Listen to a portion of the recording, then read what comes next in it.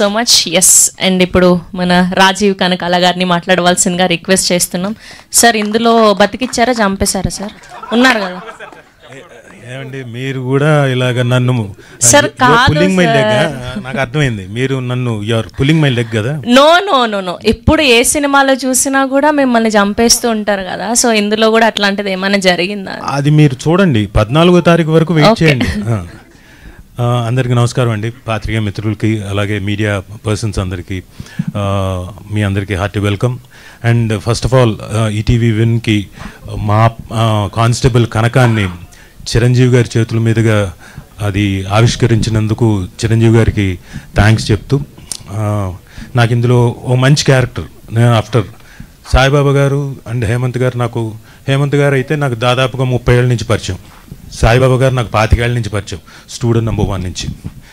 నన్ను ఇప్పటికీ చక్కగా రాజా రాజా అంటూ ఆ ఏజ్లో ఎలాగైతే నన్ను కజోల్ చేసి నన్నంతా చాలా చక్కగా చూసుకున్నారు. ఇప్పుడు కూడా ఈ పర్టికులర్ సిరీస్కి కూడా నన్ను అలాగే చూసుకున్నారు.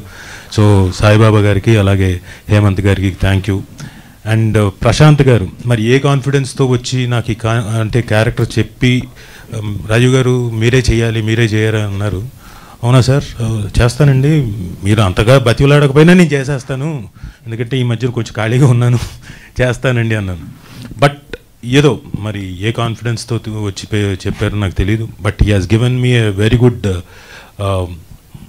క్యారెక్టర్ కానిస్టేబుల్ కనకంలో ఇచ్చారు. నేను I expect next time constable Kanakam ఎం తీసేసి ఎల్లే పెడదాం అనుకుంటున్నాను. No, I won't do that. I won't do that. నేనే సారీ, ఐఎమ్ జస్ట్ జోకింగ్. నేను అలా పొరపాటును కూడా చేయను, ఎందుకంటే ఆవిడ సిరీసే ఖచ్చితంగా. ఇందులో ఇందాక లాస్ట్లో అన్నారు కదా, ఆవిడ జింక కాదు సింహం అని. నిజంగానే సింహం అండి. లొకేషన్లో మేము ఒకరోజు షూటింగ్ చేస్తుంటే ఆవిడకి జూడో, బాక్సింగ్ ఇవన్నీ వచ్చు. నాకు తెలియదు, ఈవిడ ఏదో సరదాగా చెప్తుందిలే అంటే, రియలీ సార్ ఐ నో అనింది. ఓకే దెన్ కిక్ మీ అన్న, చెయ్యిలా పెట్టా ఇక్కడికి, ఇంత హైట్, చక్కగా నీట్గా తన్నింది.